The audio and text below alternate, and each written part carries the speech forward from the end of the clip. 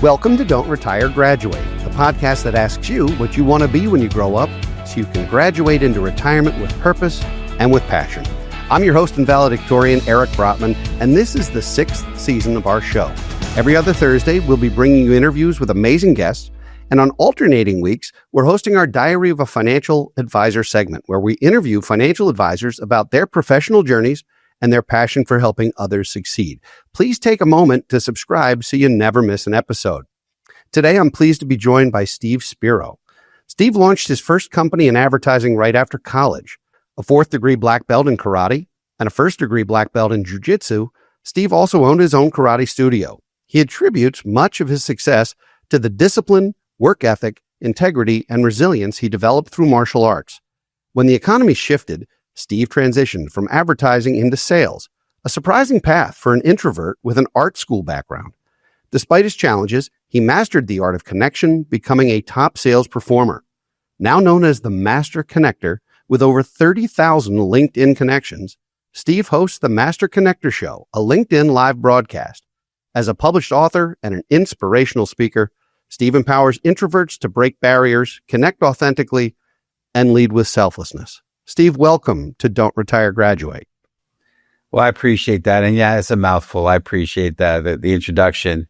That was one of the tougher introductions I've ever had to do. So I appreciate you making this extrovert work as hard as you did. Steve, you and I had a very cool conversation some time ago, and I knew you had to be on this show because one of the things I think that we talk about is how folks, when they look at retirement, need to reinvent themselves. And you've gone through a couple of cycles of reinvention and have been wildly out of your shell. So why don't you share your story with our audience, and then we'll talk about how folks can take some of that into their own lives. No, I appreciate it. And what's going on, everyone? Steve Spiro, the Master Connector, coming at you live and direct. And I just see that as it's sort of a signature. But yeah, it's crazy. I mean, introvert, grew up picked on, bullied, learning disabled, dyslexic. My parents were good, hardworking folks. My dad owned a liquor store, dissuading me from going into that. So I wound up going into, as you mentioned, into advertising marketing. Also has a parallel to that, started training the martial arts. So I have a couple black belts. I was taught hard work is the key to success, and certainly did that. I was working a lot of hours, and eventually, and did very well in the advertising world. But eventually, met a gentleman who challenged me. He's a very successful entrepreneur, and he said, "Steve, I understand, you're an introvert, but you need to meet 3 strangers every day. And that, for an introvert, that's ridiculous. But I did it, still do it to this day. It stretches me, and eventually started amassing a network. And eventually I was able to, when the economy tanked, I was ready to pivot into like you said, the sales world. I did many years of hardcore door-to-door type sales. And eventually grew a massive network. I've been asked to speak, and now an inspirational speaker and a live broadcaster and also a unpublished author. Mom could be proud of me now, So it's been a while. It's been a wild journey for sure. Well, I'm a wild extrovert, and I still don't want anything to do with door-to-door sales. I stopped doing that as a teenager when I was selling greeting cards in our neighborhood, truly. Crazy. That's a dreadful, dreadful gig, at least for me. Yeah. Now, when we talk about connections, there's lots of different kinds of connections between people, some more natural than others, some more professional, some more personal. Sure. I think the master connector before you, if there was one before you, was Dale Carnegie. When he wrote How to Win Friends and Influence People, sure. and he was really a master, I think, at how people communicate and how people sure. Get together. But his world was not a digital one. Yep. And to translate some of the things that he espoused to a digital world, they actually tried to publish a digital edition of his book. And I don't know how well it actually translated, because it is a different world. How are you creating real connections in a world that is so often sound bites and screen time rather than shaking hands and breaking bread? Yeah, it's very true. And, that's a big part of what I speak about on stages, which is breaking barriers to create real human connection in this digital era. Because to your point, the screen has created a barrier. It's disconnected us. So how do you break that barrier? And so some of the things I speak about is being authentic, being others focused, having grit, and building community and growing connections. And we could break each one of those down. But a big one, what happened for me was, especially in the thick of COVID, different and different, for different people around the country. But in the Northeast, it was lockdown time. And again, I was challenged to meet strangers out and about in the real community. And that was hard enough as it was. But now you put a mask on, it was impossible. So I was like, okay, I'm going to shift. And I had already been starting to do some networking through LinkedIn and so forth. And so I started to get on. I think it was averaging about 7 Zoom calls a day, especially during the week on LinkedIn, through LinkedIn, connections. Mm-hmm. And I started to craft my story. And in that story, I started to become vulnerable. I shared about being dyslexic, being bullied and some of those challenges and shortcomings, and learned how to make fun of myself. And as I became authentic and vulnerable, the walls started to come down. I also saw that being others focused, right? Because as we've now gone past COVID, thank God, the people there's so much, and this is clean, but there's a lot of pitch slapping. That's with a P, pitch slapping going on out there. And people think that every time you get on a call, you're about to be pitched. And so I'm others focused. I speak on how to be others focused, and great author is Bob Berg and John David Mann, the book The Go-Giver. And actually had Bob Berg. I was blessed to have Bob Berg on our show, and he speaks on how to be a go-giver and being others focused, and that's refreshing. And at the end of every conversation, I'm always offering 3 or 4 or 5 things that I could do with no agenda. It's not quid pro quo. It's like, okay, here's some things I could offer you, just because out of the goodness of my heart. And so through doing those few things, I found that the walls came down. The connection became powerful. Some other things, and I speak about this in my book, but when you do, looking people in the eye on screen, right? I know there's some people that have multiple screens, and, maybe their screen is here. And so they're seeing my face here, but the camera's here. Big mistake. Make sure your camera is where you're looking, so that the person feels like you're not distracted. Try to avoid looking down and texting. You may be taking notes. If you are going to take notes, make sure you tell the person, hey, just I'm taking notes. I'm not answering emails or texting. I'm taking notes. And I've done that on calls. So just little things like that, mentioning their name. These are clues that Dale Carnegie spoke about, right? As a story in the book, he talked about, there was a guy at a cocktail party who was speaking to some high society lady. And he said a couple words, and she just went on and on and on. And later, a mutual friend, acquaintance, had said to him, hey, she said that you were the best conversationalist she's ever come across. And it was because he basically let her talk. He did a lot of listening.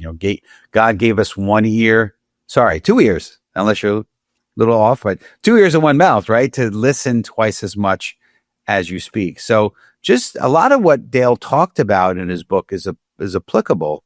But it's just cueing it in on the digital world and listening and asking questions. And again, it's not a technique thing. It's a heart thing, and making sure you really genuinely care about somebody. And when they answer your question, go another level after that, and go another level after that, be genuinely interested, lean forward, right? I mean, different things that you can do in the real world, but it's much more exaggerated in the digital world, right? What's your background on what's your lighting like on your, if you're going to do digital calls, right? Those things can matter, right? If you look like you're in the witness protection program and you're, cause everything is bright behind you and your face is dark. Okay. You got to look at that. So just all those things are big things that help. Well, you did say you're in the Northeast, so that is much more common there than it is in the rest of the country. Yeah, no, I understand that. So when people are exploring the next chapter in their lives at any age, and I'm going through this right now, Steve. So I'm enthusiastically stepping down as CEO of our firm January 1st, and I'm taking on some new challenges. And I'm not retiring. I'm never retiring. I'm graduating for sure, but I'm gonna use this opportunity to learn some stuff from you, as I know I would, and trying to figure out how to get that next act, how to do that next thing, how to find your next passion, while at the same time being about other people. You talked about the go-giver. I mean, ultimately, how often do we hear, "What can I do for you?" And by the way, most of the time that's full of nonsense. Like people say that, like, and what can I do for you today? Like there's nothing authentic about that, obviously. But how do you how do you create your own story, your own narrative, your own opportunity by serving other people in that way? What would you tell someone like me to do, I guess, in that situation, since I'm sitting right here for free advice? Well, I don't say, what can I do for you per se, not being a contradictory person, but Right. I say, how can I be a blessing? What can I do to add value?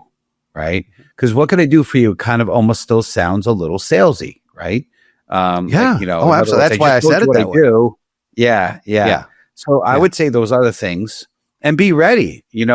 I built a very massive network, 300,000, that'd be nice. 30,000 LinkedIn connections, and the followers are at the same number and growing. And I think the reason is, number one, because I've had this mentality, but I also like to leverage my network as a value. And I don't mean it in a manipulative way. It's like I offer up, often if I speak with you and I feel good about you and you feel good about me, I'll say, hey, put a list of 6 names together where I can make some introductions. Because I've curated this incredible community and I feel like it's a blessing. And it's funny because when I do make intros, often I'll hear from the person, even if I've never, because I know if you're thinking to yourself, well, has he spoken to all 30,000 people? And, I know that there's people that are out there. I'm only going to connect with people I know. Okay, you could believe that, and that's fine. But I was in the advertising industry, and the larger the network, the larger the exposure, the better off you had of maybe connecting with the right person or getting your message to the right person. So if you're going to use LinkedIn as a kind of a resume holder, sure, that applies maybe. But to me, I've used it as an asset. And so when I make these introductions, here's what happens often. And maybe I've introduced somebody that I have never had a chance to speak. Very often, more than usual, more than you think. I get a message back, when they answer, hey, Steve, thanks so much for the message. It's nice to meet you, Joe. Hey, Steve, by the way, you and I have never connected. We should jump on a call. I really appreciate you doing this. And those are the kind of things that happen. So that's number one is you have an asset. Be ready to share some of those things that you have. I belong in a networking group. I'm often inviting people to my networking group with no hidden agenda, just because I think it's an incredible group. And I feel like it's a great gift I can offer up people. I feel like it's the gift that keeps on giving, right? So just making sure you have things in your toolbox. And I think it's also back to being a heart thing. If you're really legitimately looking to give and serve, and that's truly the nature, people feel that. I think they feel in the upfront, they feel at the end, and follow through with that. So shifting to that 2 ears, concept, other than Van Gogh, I guess, shifting to the 2 ears and listening more than you talk.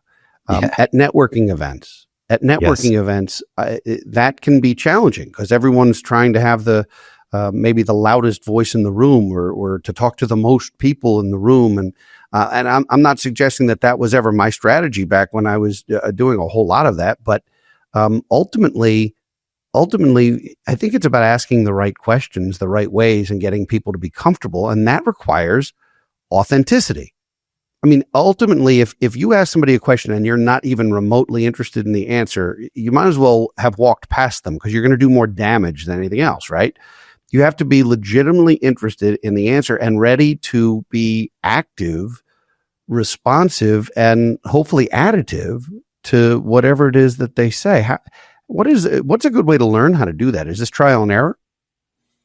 Well, yeah, definitely get out there. The more you get out there, the better. I'll say this, I have a slightly different school of thought than some other folks. I am the guy that goes out to networking groups in the real world as often as I can. And I do look to grab as many cards as I can. Now, I'm not trying to give out as much cards as I can. I'm looking to grab cards. And I'm not trying to spend, the whole night getting to know one person. I think some people look at that as a kind of a crutch or a cop out, to be honest with you. You're there to network. And I know there's no way I'm going to create a relationship in a 5-minute conversation. It's just not possible. But I can create a mini relationship. And here's what I'll do when I get in front of somebody, whether it's in a networking group or, listen, I'm meeting 3 strangers every day. The world is my networking group, okay? My networking community, right? Mm-hmm. And so I'm out there. And so I'll ask a question, some kind of icebreaker. This is my formula for meeting strangers. I'm giving it to you no charge, okay? Because I'm a go-giver, right? But here it is. So you break the ice. And again, that could apply at a networking event. It's easier because people are there to meet people.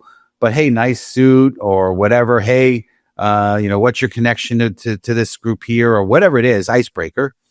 Where you're from, what do you do? And we should stay in touch. That's my connect. And by the way, the icebreaker could lead 6 or 8 or 10 levels deep. Also, how do you know them? And, how did you, you can go over and over and over again. Again, it's asking questions. Second is where you're from. And, that could go layers and layers deep, right? I'm in North Carolina. I was just on a Zoom call with just a person just before this. He told me he moved from Jersey to Virginia and now he's in the Carolinas. He's in Charleston. Why did you move down? You can go, was it a lady? You move for taxes. That's why taxes. Yeah, that's exactly right. Yeah. Yes. But yeah, and multiple directions. And then, what do you do? And that can go again on many, many layers. And then we should stay in touch. And if, be ready if they do ask you a question like, well, what do you do? Okay, be ready. But it's interesting. I like to go when I can as, partner to networking events, because I think I learned this years ago. It's really cool because you can actually, when you're there, I could talk. You need to meet my buddy Bill because he's a great, I could talk highly about Bill and Bill could talk highly about me. So I went with a guy named Tyler, great guy, great young man. So we actually went to a networking event that had a speakers in the front of it. So we went to speak to one of the speakers and introduce ourselves. Well, Tyler proceeded to introduce himself and they asked him what he did. And 20 minutes later, he was still talking. And later on the next day, I told him, hey, I don't recommend that. So be ready with literally 20 seconds, but bring the focus back on them. Don't make it your opportunity to pitch them. I just say something intriguing about myself. And then I'm like, hey, and when I feel like the conversation is sort of winding down, I might say, hey, yeah, we should stay in touch. I need to go grab something at the bar, or I need to go something at the food, or I got to use the bathroom or whatever. I got to meet somebody over there, whatever it is, be polite, but you should stay in touch and get their contact information and be ready for that. And to me, the secret I've learned in networking, the secret is in the follow-up. You're not going to create relationships there. You just want to make enough of a good impression that they'll want to get on a call with you later. They're like, I really need to meet that guy. There's something special about that guy. So for some people, the idea of small talk, which, ultimately meeting strangers and having small talk is right up there with public speaking and a root canal in terms of what some people want to do. And it sounds like you were one of those guys at some point. For people who want to start a new business or a new service or a new entity, or just they move to a new neighborhood and they want to ingratiate themselves in the community or whatever it is, particularly for folks who have been doing it a certain way for a long time. I mean, one of the things that scares folks about retirement, this concept of retirement is, well, I had my group because I showed up every day and I knew everybody at work and we were friendly and we hung out afterwards, and I'm losing my adult communication and my networking and all these things. What is it that you could share with someone who maybe has an aversion to that or feels uncomfortable with it, about breaking into a new crowd, a new neighborhood, a new town, a new industry, any of these things? We're talking about reinvention, and people do that a lot of times in retirement. And if they're not comfortable with it, instead they retreat and they don't live very long. It's actually incredibly sad. So how do we get folks to feel more comfortable, more confident, and maybe more proactive in creating something new for themselves instead of disappearing? There's a lot in what you just said, but I'm going to take hopefully this will help answer some of the questions and add value to your community. So number one, it's important to, I've learned that danger, my motto is there's danger in the comfort zone. So I've learned that, I could sit, I'm in the gym 4 or 5 times a week. Do I like going to the gym? I like the results. I like when I feel afterwards, but I have to push myself every day. I'd rather sit in front of my TV and eat chunky monkey ice cream, and eat a whole pint of ice cream. Actually, it's Haagen-Dazs Butter Pecan is my favorite flavor, right? I could eat a whole pint, although I don't know if it's a pint anymore. It seems smaller. Maybe it's a pint. I don't know, but anyway, I'll eat a whole thing of it. And it feels good while I'm doing it, but it feels so bad afterwards. And so to me, meeting people, stepping out of your comfort zone, same thing, right? It's like, it feels comfortable when you're not doing it, but afterwards I'm like, I feel like kind of crappy. Like when I've been isolated to my house for a day or more, I'm like, I feel funny. So just get out there. So the good news is, if you're in a new community, it's a great opportunity. Hey, I'm thinking about a gym. You have a good gym. You could break the ice with things like that. I just moved to the area. You know, of a good restaurant. You know, of a good gym. You like that kind of thing, right? I mean, there's so many opportunities. Way easier when you're not from the area to make new friends. Find some networking groups and go meet people. And maybe prior to that, if there's virtual networking groups that are regionally based, you can go to those networking groups in advance to moving and start making connections with people that are local of where you're moving to start making those connections. So, I mean, I think it's a lot easier. I'll say this one thing. I love books. I'm dyslexic, so thank God for Audible. But one of the great books that I've recently come across is The Introvert's Edge to Networking. I think his name is Pollard, Matthew Pollard. He's from Australia. Super, super interesting book. And he says that introverts have an actual edge to networking. So if you're not comfortable, you're in a good advantage. And here's why.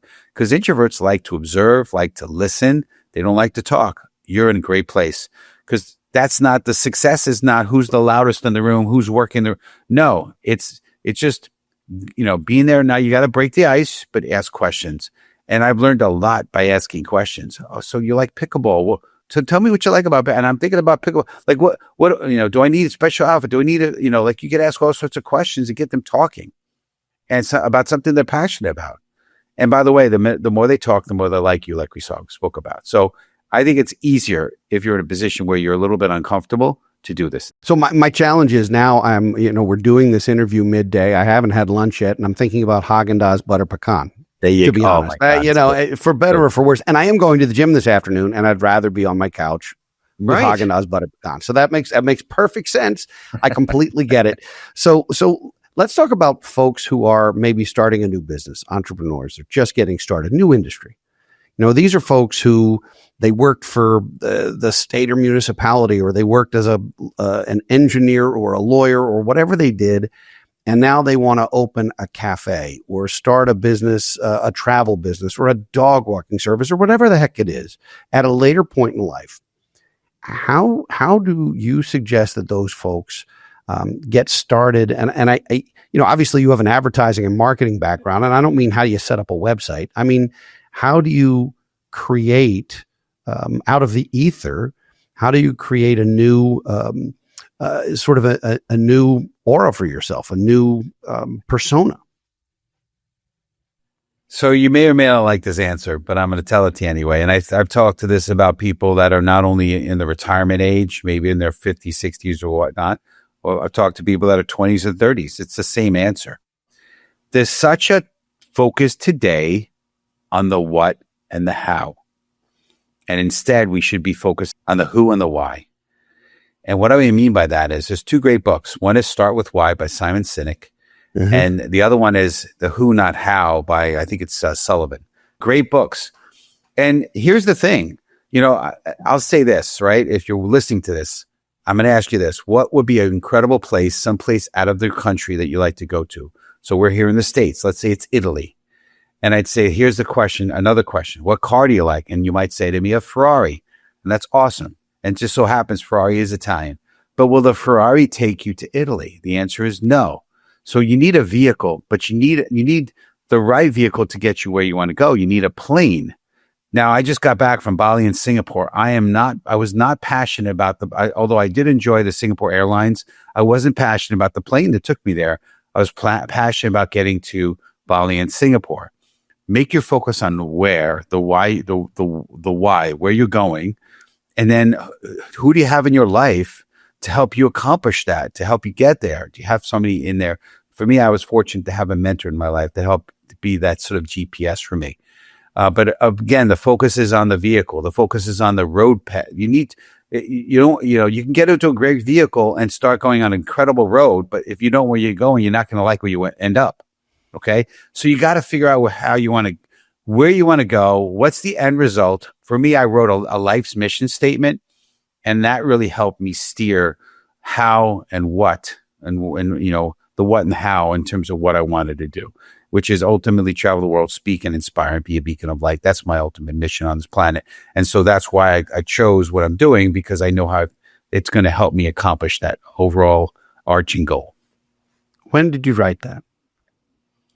The mission statement? Yeah. When did you write that? When did you? It was 3 months before COVID hit, believe it or not. It was kind of fortuitous. Yeah. That's when you decided you wanted to fly around the world, right? When you couldn't leave your house? Well, I've always liked this. I've always liked to travel, but I realized I wanted to be. To me, for so long it was always about the things, the material, the wealth, and all that. And I'm not going to give it back. We've done well, but when it's all said and done, what I've learned is true success is not how many things, how many pieces of property you have, how many cars. It's how many people are better off because you're here. So my mission, I've realized, is really truly impacting people. And that's really, and I started to understand that just before COVID hit somehow. I love that. It's actually understanding our why is one of the reasons why we do what we do for a living. And it's an important message. Now you're looking to do some speaking gigs around not just the country, but around the world. How are you approaching that? How are you landing those opportunities? What can our audience who hears you and says, "Oh my gosh, I got to hear more from this guy"? How do they get in touch with you? How do they? What could our audience do to be a blessing for you, sir? Well, I appreciate that. And I'm not on here for that, but I appreciate it. So yeah, I mean, I'm really shouting from the rooftop my message, which is, we should all be the light. And so that's really my message for people is, in fact, when I end my Master Connector show, I usually have a little story and I tell, and I say, "Hey guys, we need to be the light." Right. And so that's really it. So, if you're behind me in my cause, I hope you are. Number one, you should be the light. Number two, if you know anyone, two areas that seem to be a strong place for me to get hired for speaking. Number one is directors of sales companies that are looking to put on, large sales conferences, looking for a keynote. I've got, as we talked about, a very extensive background in traditional hardcore sales, so I can help in that realm. As an introvert. And then the other group is people that are typically introverted, that like the engineer types that would rather stay in front of a computer than talk to other people, but they know they need to be able to learn how to connect better. So that would be another group.